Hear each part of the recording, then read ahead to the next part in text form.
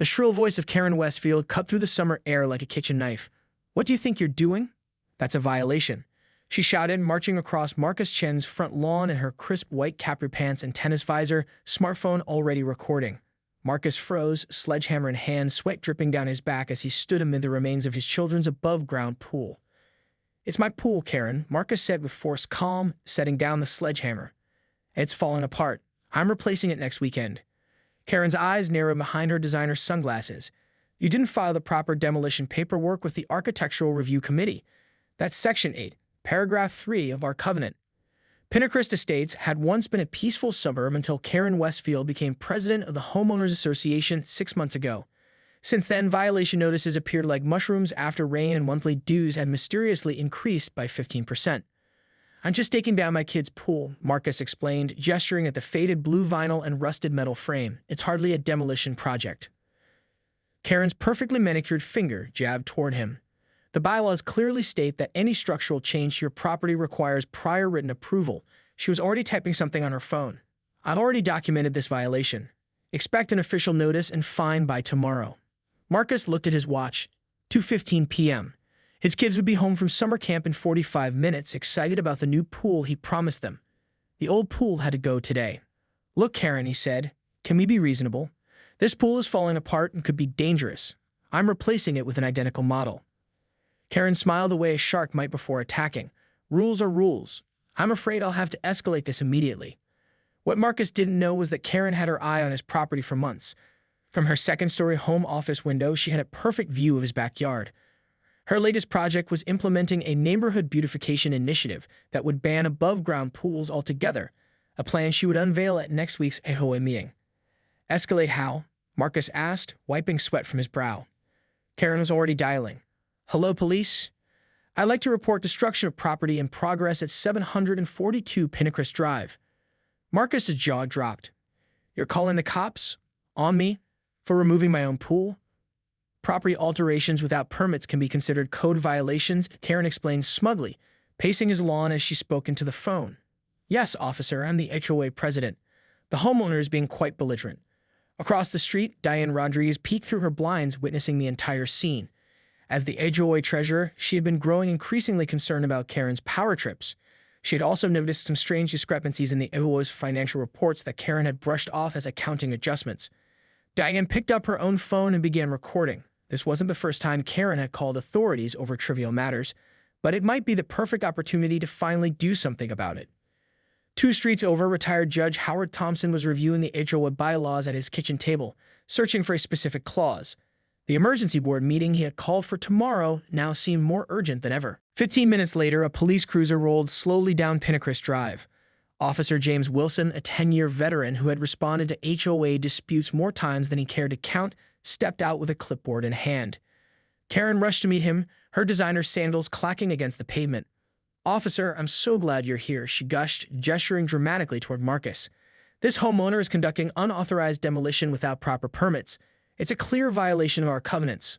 Officer Wilson nodded politely, though the slight tightening around his eyes suggested he'd dealt with Karen before. "Ma'am, let me speak with the homeowner." Marcus had set down his tools and was waiting by the driveway, arms crossed. His phone buzzed with a text from his wife. "Kids excited about new pool. Everything on schedule." "Sir." Officer Wilson approached. "Can you explain what's happening here?" "I'm removing my children's old pool," Marcus replied, pointing to the half-dismantled structure. "It's deteriorated over the winter. Rusted supports, torn liner. I have a new one being delivered this weekend." The officer glanced at the pool remains, then back at his clipboard. "And this is your property?" "Yes, of course." Karen interrupted, thrusting a thick binder into the officer's hands. Section 8, Paragraph 3 clearly states that all exterior modifications require written approval from the Architectural Review Committee, which I chair. Officer Wilson leafed through the binder with practiced patience. "Ma'am, replacing a temporary structure like a children's pool typically doesn't fall under municipal code requirements for demolition permits.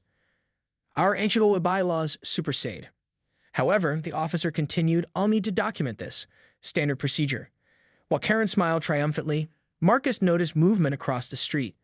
Diane Rodriguez was walking over, phone still recording, accompanied by an elderly man he recognized as Howard Thompson, the retired judge who lived on the corner.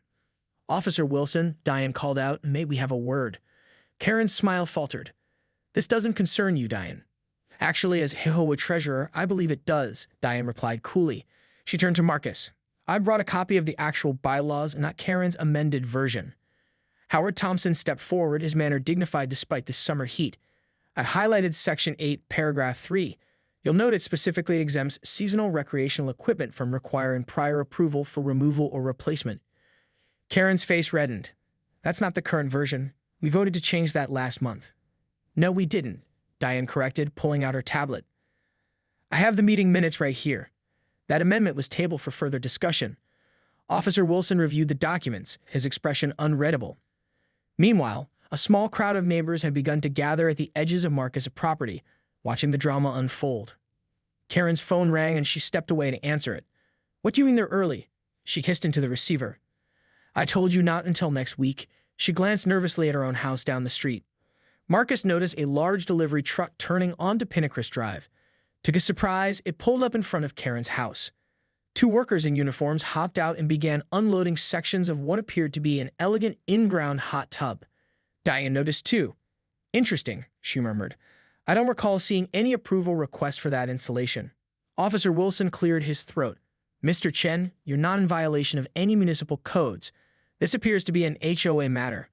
He turned to Karen. Ma'am, in the future, please don't tie up emergency services for covenant disputes. Karen barely heard him. She was already hurrying toward her house, frantically waving at the delivery crew to stop unloading. Howard Thompson watched her go, then turned to Marcus. Son, I think you should finish removing that pool.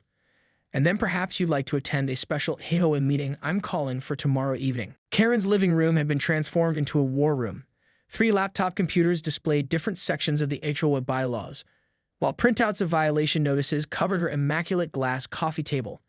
Next to her, Bradley Westfield, her husband and the neighborhood's most successful real estate agent, rubbed his temples. You called the police on Marcus Chen for taking down a pool, he asked, his voice strained. Karen, he's one of my clients. I sold him that house last year. Karen waved dismissively. The bylaws clearly state. The bylaws that apparently exempt seasonal equipment? Bradley interrupted. And meanwhile, we have a hot tub being installed without approval. I filed the paperwork, Karen insisted, shuffling through a stack of documents. It just hasn't been processed yet. You can't process your own requests, Bradley pointed out. That's why we have a committee structure. Outside, the delivery crew had reluctantly agreed to postpone installation until the following week, but the components remained crated on Karen's driveway, a visible contradiction to her enforcement crusade. That nosy Diane Rodriguez, Karen muttered. She's had it out for me since I became president. And that old judge thinks he knows everything because he once presided over some property disputes. Bradley stood up. I have 3 closings today. Fix this, Karen. I can't have my business reputation damaged by HOA drama. As he left, Karen's phone buzzed with a neighborhood alert notification. She opened it to find an announcement for an emergency HOA meeting scheduled for 7 p.m. tomorrow at the community center. The message was signed by Howard Thompson, citing a rarely used bylaw allowing any resident with 15 years of continuous residency to call special sessions. He can't do that, Karen whispered. Then she saw the growing list of responses. Attending. Will be there. Wouldn't miss it. Nearly 30 neighbors had already confirmed. Meanwhile, across the development, Diane Rodriguez sat in her home office, cross-referencing financial records. As HOA treasurer, she had access to all the association's accounts, but something hadn't been adding up for months. Fees had increased, yet the maintenance budget seemed perpetually tight. There it is, she murmured, highlighting a series of transfers to an account labeled Landscape Reserves. The transfers were legitimate, but the destination account showed withdrawals that didn't match any landscaping invoices. All had been authorized with Karen's digital signature. Diane picked up her phone and dialed Howard Thompson. I found something you should see before tomorrow's meeting. Back at Marcus's house, the children were jumping with excitement as their father showed them pictures of the new pool. His wife, May, was less enthusiastic. So Karen called the police on you? She asked, concern evident in her voice. Marcus, we've only lived here a year. I don't want trouble. We're not the ones causing trouble, Marcus replied. And we're not the only ones she's targeted. He showed her his phone, displaying a neighborhood chat group that had exploded with activity since the afternoon's events. Dozens of neighbors were sharing their own run-ins with Karen, from citations for garbage cans left out an hour too long to threats of lions for unapproved mailbox designs. Everyone's fed up, Marcus explained. Judge Thompson is organizing something. Mike sighed. Just promise me you won't become the face of some anti-HOA rebellion. Before Marcus could respond, the doorbell rang. On their porch stood a slender woman with silver-streaked hair whom Marcus recognized as Evelyn Foster from 3 doors down. "I saw what happened today," she said without preamble. "Karen cited me last month for my rose trellis being 2 inches too tall." She handed Marcus a folder. "These are copies of all HOA financial records for the past year. I was bookkeeper before I retired, and something isn't right with those accounts." // The Pinnacrist Estates Community Center buzzed with energy as residents filled the rows of folding chairs. Nearly 80 homeowners had packed into the room, an unprecedented turnout compared to the usual 6 or 7 people who attended regular HOA meetings. At precisely 7 p.m., Howard Thompson took his position at the podium, flanked by Diane Rodriguez and 2 other board members. Karen sat in the front row, arms crossed, her usual confidence visibly shaken by the massive attendance. Bradley sat beside her, scrolling through emails on his phone, clearly uncomfortable with the situation. "I call this emergency meeting to order," Howard announced, his judicial voice commanding immediate silence. "We have several urgent matters to discuss regarding the administration of our homeowners association." Karen raised her hand. "Point of order. As president, I should be chairing this meeting." Howard nodded patiently. "Under normal circumstances, yes. However, Section 12 of our charter specifies that emergency meetings called by residents may be chaired by the person who convened them." He held up a highlighted copy of the bylaws. "Now, shall we proceed?" Karen's lips thinned to a tight line as she lowered her hand. "First," Howard continued, "I'd like to address the incident yesterday involving Marcus Chen's pool removal, which resulted in an unnecessary police response." He briefly summarized the events, then added, "This appears to be part of a pattern of selective and excessive enforcement." Murmurs of agreement rippled through the crowd. Several hands shot up, and Howard acknowledged a woman in the third row. "Karen cited me for wind chimes last month," she said. "Called them unauthorized auditory installations. They were a memorial for my mother." Another resident stood. "I got a violation notice because my garbage can was visible from the street during garbage collection." More stories followed, each more absurd than the last. A retired couple had been fined for having a bird feeder without approval. A young family received a warning for chalk drawings on their own driveway. Karen shifted uncomfortably and stood up. "These rules exist for a reason. Property values depend on consistent standards. I've simply been enforcing what we all agreed to when we moved here." From the back of the room, Evelyn Foster called out, "Did we agree to pay for your hot tub?" A stunned silence fell over the room. Karen's face paled. "What are you talking about?" Diane stepped forward, projecting spreadsheets onto the wall screen. "As treasurer, I've been investigating some financial discrepancies. In the past 6 months, $17,500 was transferred from our general fund to the landscape reserves account. From there, the money was withdrawn in smaller amounts." She clicked to the next slide. "These withdrawals coincide perfectly with payments to Luxury Spa Creations, the company delivering your custom hot tub." Another click showed bank transfers alongside invoice copies. "The model being installed at your house costs exactly $17,450. Gasps and angry murmurs filled the room. Bradley Westfield stared at his wife in shock. That's not what it looks like," Karen stammered. "Those were legitimate landscape improvements that somehow ended up in your backyard." Howard interrupted gently. "Karen and me have the vendor's confirmation that you ordered the hot tub 4 months ago, right after the dues increase you pushed through." Marcus, sitting with May near the middle of the room, watched as Karen's carefully constructed facade crumbled. What had started as his simple pool removal had unexpectedly exposed something much bigger. "There's more," Diane continued. "The increase in violation fees, which Karen has been zealously collecting, haven't been properly documented in our financial reports." Bradley Westfield stood abruptly. "I knew nothing about this," he declared, moving away from his wife to stand at the side of the room. "I want that made clear to everyone." Karen's eyes darted around the room like a cornered animal's. "This is a witch hunt," she hissed. "You've all been looking for reasons to remove me since I took office. I've only been trying to maintain standards." Howard Thompson cleared his throat. "According to our bylaws, we now need to vote on next steps. I propose we place Karen on immediate administrative leave while we conduct a full audit and consider legal options." "This is outrageous." Karen's voice echoed through the community center as she stood, designer purse clutched tightly against her chest. "I've dedicated countless hours to this neighborhood. I maintain our property values while the rest of you wanted to turn this place into some kind of anything-goes commune." Howard Thompson remained calm at the podium. "We'll now take a vote on the motion to place Karen Westfield on administrative leave from her position as HOA president, pending a full financial investigation." "I demand a proper hearing with my attorney present," Karen interjected. This isn't a court proceeding, Karen, Diane explained. It's a vote of no confidence, which is explicitly allowed under Article 7 of our bylaws. As hands rose throughout the room, Karen suddenly changed tactics. Her rigid posture softened and tears welled in her eyes. I'd only ever wanted what's best for Pinnacle Estates, she said, her voice trembling. If there have been any accounting irregularities, they were completely unintentional. Bradley Westfield watched his wife's performance with a pained expression. As a successful realtor, he recognized the signs of a desperate sales pitch failing. The hot tub was meant to be a prototype, Karen continued, wiping away a tear. I was negotiating with the vendor to offer discounted installations for all homeowners. It was going to be a surprise announcement at the summer block party. Scattered scoffs echoed through the room. Evelyn Foster stood up from her seat. Is that why you tried to hide the delivery by scheduling it during work hours? And why the invoices were directed to your personal email instead of the HOA account? Karen opened her mouth to respond, but seemed to think better of it. Her gaze swept across the room, finally landing on Marcus Chen. This is all because of your pool, she hissed. If you could simply follow the rules like everyone else. The rules that you selectively enforce and apparently don't follow yourself.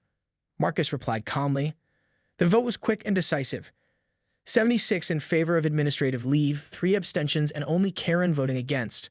Howard Thompson announced the result with no trace of triumph in his voice. Effective immediately, Karen Westfield is removed from her position as HOA president. Vice President Thomas Jenkins will assume temporary leadership until our regularly scheduled elections next month. A thin, gray-haired man near the front nodded solemnly. Additionally, Howard continued, the board will hire an independent auditor to review our financial records, and all violation notices issued in the past 6 months will be suspended pending review. Karen stood abruptly. This isn't over, she snapped, gathering her belongings. You'll be hearing from my attorney. She marched toward the exit, stopping briefly beside Marcus. You started this, she whispered. Remember that. As the door slammed behind her, the room erupted in conversation. Bradley Westfield approached Marcus and Mag with an apologetic expression. I had no idea, he said, shaking his head. I'm truly sorry about what happened with your pool. It's not your fault, Marcus replied, but it might be a good idea to reschedule that hot tub delivery. Bradley managed a weak smile. Already done. And I think we'll be having some serious conversations at home tonight. As the meeting dispersed, Diane Rodriguez approached Marcus with a stack of papers. We found something interesting in the records, she said. Every homeowner who received a violation notice from Karen also had a specific flag in her private files. She handed him a spreadsheet. Look at this column marked potential. Marcus scanned the document, his eyes widening. These are all homes with pools, large corner lots, or recent renovations. Diane nodded. And here's the kicker. Bradley's real estate company is listed as the monitoring agent for each one. You think they were targeting specific properties? May asked, looking over Marcus's shoulder. I think, Howard Thompson said, joining their conversation, that excessive violation fees might be just the tip of the iceberg. Karen may have been creating conditions to force certain homeowners to sell properties her husband could then list. The weekend passed in relative calm. The Chen's new pool was filled and functioning, delighting the children who spent nearly every daylight hour splashing in the cool water. Across Pinnacle Estates, a strange phenomenon was occurring. Homeowners who had long kept their heads down under Karen's reign were emerging from their compliance shells. The Rodriguez family hung colorful wind chimes that tinkled melodiously in the summer breeze. The Paddles, who had received multiple citations for their ethnic vegetation, expanded their herb garden into a vibrant display of curry leaves and holy basil. Evelyn Foster's rose trellis grew 2 inches taller. Thomas Jenkins, the interim HOA president, sent out a community email reaffirming that all violation notices from Karen were invalid and outlining a more reasonable approach to the covenants moving forward. Our goal is harmonious community living, he wrote, not rigid conformity at the expense of quality of life. But on Monday morning, the peaceful resurrection of neighborhood individuality came to an abrupt halt when a fleet of vehicles arrived at the community center. 3 police cruisers, a black sedan with county district attorney emblazoned on the door, and a white van from KNTV 12 News parked side by side. By noon, the story had spread through Pinnacle Estates like wildfire. Karen Westfield had been escorted from her home in handcuffs, charged with embezzlement, fraud, and misuse of HOA funds. The district attorney's preliminary investigation had uncovered not just the hot tub purchase, but a pattern of financial manipulation stretching back nearly 2 years. Ms. Westfield diverted over $42,000 in homeowner fees and violation penalties to personal accounts and purchases, the DA's spokesperson announced to the assembled news crew. We are also investigating potential real estate fraud related to artificially depressed property sales. Bradley Westfield was nowhere to be seen. Rumors circulated that he had left town the previous evening with a hastily packed suitcase. Marcus was watering his lawn when Diane Rodriguez pulled into his driveway, her expression a mix of shock and vindication. "Have you seen the news?" she asked, holding up her tablet. The local news website displayed Karen's booking photo, her normally perfect hair disheveled, her expression that of someone who still couldn't believe this was happening to her.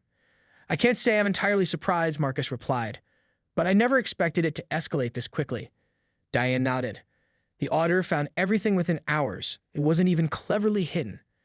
Karen kept meticulous records of every penny she diverted, labeled as special projects in files on her personal computer.